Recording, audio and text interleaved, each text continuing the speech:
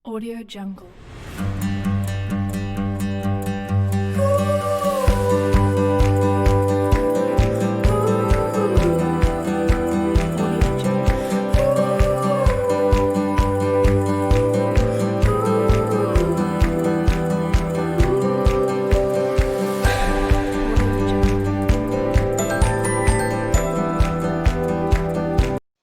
Baiklah, kita masuk ke bagian yang pertama, yaitu definisi persepsi. Persepsi adalah proses di mana individu menafsirkan dan mengorganisasikan pola stimulus dalam lingkungan. Kemudian dalam pengertian lain, proses persepsi adalah proses tentang petunjuk-petunjuk indrawi dan pengalaman masa lampau yang relevan diorganisasikan untuk memberikan kepada kita gambaran yang terstruktur dan bermakna pada suatu situasi tertentu. Kemudian apa sih itu sensasi? Nah, sensasi adalah tahapan awal seorang manusia dalam menerima informasi. Kata sensasi berasal dari kata Latin yaitu sensatus yang berarti dianugerahi dengan indera atau intelek. Secara lebih umum, sensasi bisa diartikan sebagai sebuah aspek kesadaran yang sangat sederhana sebagai hasil dari indera kita seperti panas, warna, aroma, rasa, dan lain sebagainya.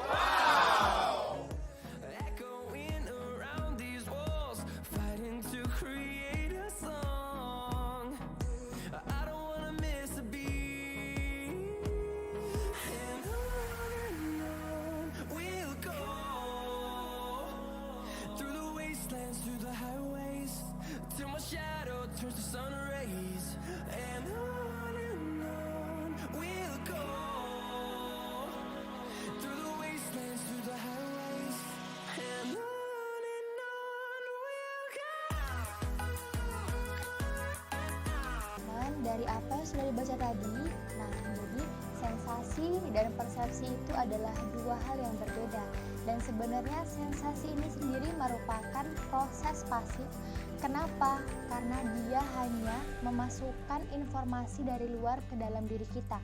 Jadi kalau kita mendengar sesuatu berarti itu sensasi, dan kalau kita melihat sesuatu itu juga sensasi.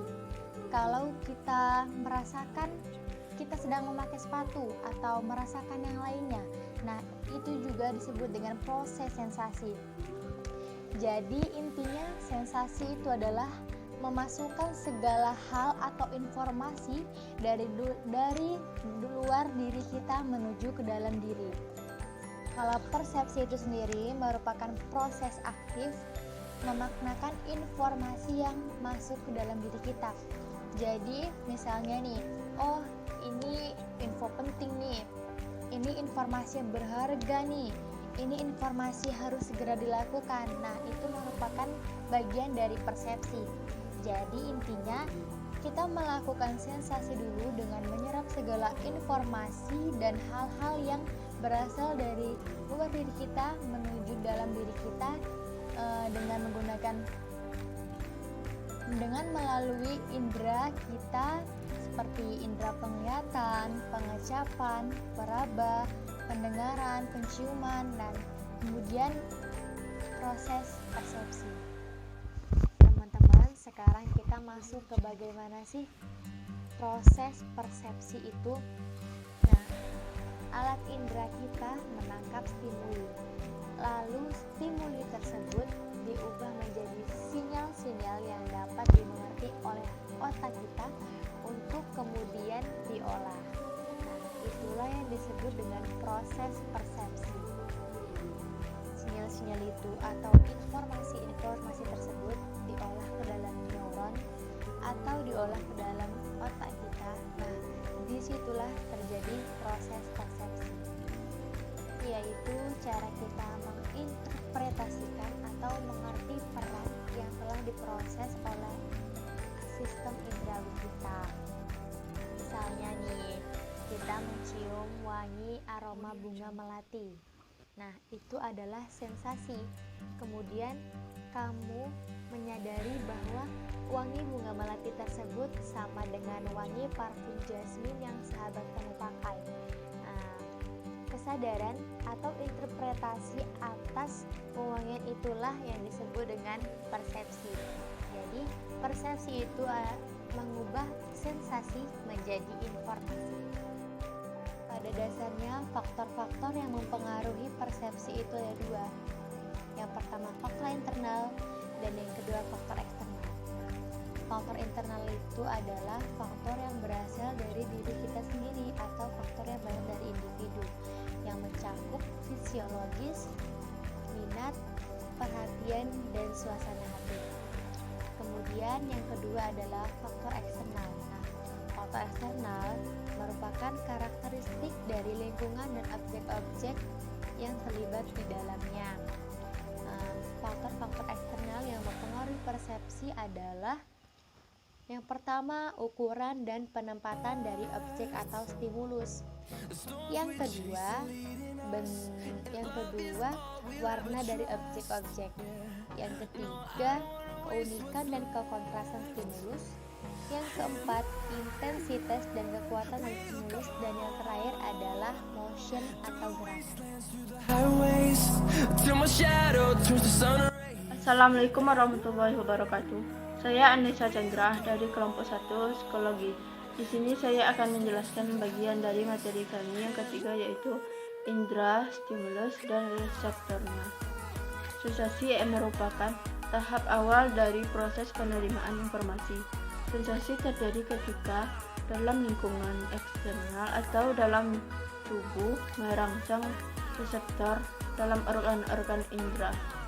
Seperti yang kita tahu, manusia mempunyai 5 indera, yaitu penglihatan, pendengaran, pengecapan, perabaan, dan pembauan. Berikutnya yaitu syarat-syarat sensasi. Yang pertama, adanya objek yang diamati. Objek yang menimbulkan stimulus yang mengenai alat-alat indera atau reseptor. Stimulus dapat datang dari luar individu yang mempersepsi, tetapi juga dapat datang dari dalam individu yang bersangkutan langsung mengenai syaraf penerima yang bekerja sebagai reseptor. Yang kedua, alat indera atau reseptor serta syarat sensoris yang baik sebagai untuk meneruskan stimulus ke otak untuk menghasilkan respon. Yang ketiga, pengalaman dan lingkungan budaya mempengaruhi kapasitas alat indera yang mempengaruhi sensasi.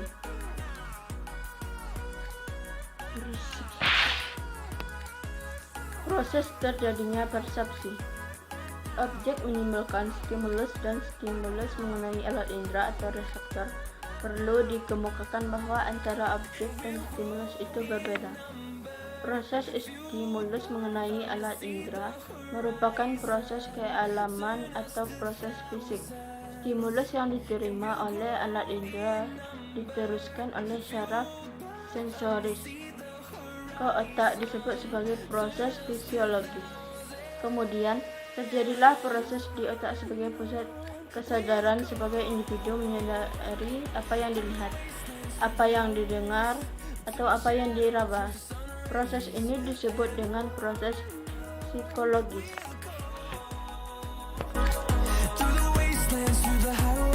Baiklah, di sini saya akan melanjutkan materi, yaitu apa itu atensi, definisi, dan faktor-faktor yang membuat stimulus itu menarik. Baiklah, untuk yang pertama yaitu atensi, yaitu pemrosesan secara sadar sejumlah kecil informasi dari sejumlah besar informasi yang tersedia. Sedangkan definisi ialah kalimat yang mengungkapkan makna atau keterangan atau ciri utama dari orang atau benda ataupun proses dan aktivitas.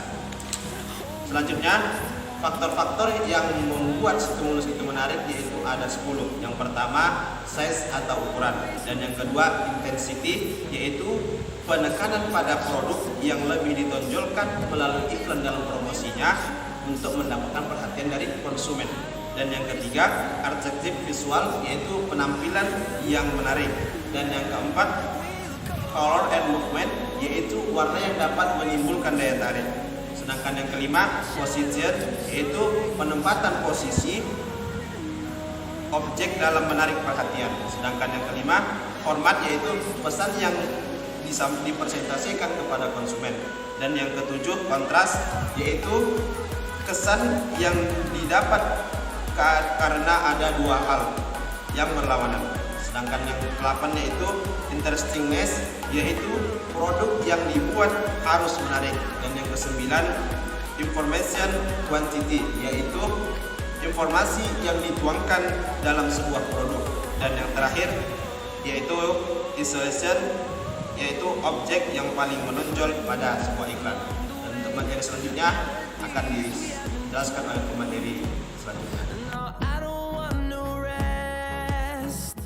Assalamualaikum warahmatullahi wabarakatuh, teman-teman sekalian. Di sini saya akan melanjutkan bagian dari materi kami yang terakhir, yaitu adalah ilusi dan persepsi sosial dan pengaruhnya pada lingkungan.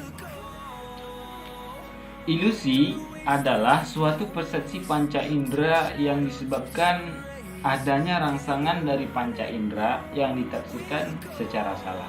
Dengan kata lain, ilusi adalah interpretasi yang salah dari suatu rangsangan pada panca indera.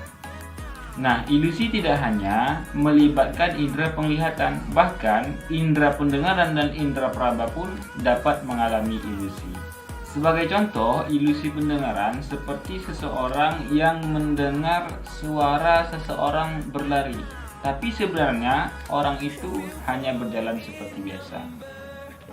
Contoh lain juga, ilusi pendengaran ini seperti salahnya seseorang mengenali suara orang lain. Ilusi juga dapat terjadi dalam perubahan persepsi terhadap waktu. Contoh yang cukup umum adalah ketika seseorang sedang merasa terburu-buru atau dikejar waktu, nah, seakan-akan waktu tersebut terasa berjalan lebih cepat. Dan sebaliknya. Nah, ketika seseorang sedang menanti-nanti datangnya atau terjadinya suatu hal, nah, maka seakan-akan waktu itu menjadi terasa lebih lama untuk dijalani. Kemudian kita masuk ke dalam pembahasan bentuk-bentuk ilusi. Ilusi terjadi dalam bermacam-macam bentuk. Ada 5 bentuk-bentuk ilusi. Yang pertama itu adalah ilusi visual, yaitu penglihatan. Yang kedua, ilusi akustik, yaitu pendengaran. Yang ketiga, ilusi olfaktorik, yaitu pembauan. Kemudian yang keempat adalah ilusi gustatorik, yaitu pengecapan. Dan yang terakhir itu adalah ilusi taktil, yaitu perabaan. Selanjutnya, faktor-faktor yang mempengaruhi ilusi. Ada beberapa faktor yang bisa mempengaruhi terjadinya ilusi, yaitu yang pertama adalah faktor kealaman. Kemudian yang kedua adalah faktor stimulus. Dan yang terakhir adalah faktor individu. Kemudian jenis-jenis ilusi. Ilusi terdiri menjadi 2. Yang pertama adalah ilusi fisiologis, kemudian yang kedua adalah ilusi kognitif. Nah, selanjutnya kita masuk ke dalam pembahasan yang kedua, yaitu persepsi sosial dan pengaruhnya dalam kehidupan. Yang dimaksud dengan persepsi adalah saat seseorang menerima rangsangan atau stimulus dari dunia luar yang ditangkap oleh panca indera, kemudian masuk ke dalam otak. Nah, di dalamnya terjadi proses berpikir yang pada akhirnya terwujud dalam sebuah pemahaman. Pemahaman inilah yang kurang lebih dikatakan dengan persepsi. Dalam persepsi sosial ada 2 hal yang ingin diketahui, yaitu adalah keadaan dan perasaan orang lain saat ini. Dengan melalui komunikasi non-lisan seperti kontak mata, busana, gerak tubuh, dan sebagainya. Atau lisan dan kondisi yang lebih permanen yang ada di balik semua yang tampak.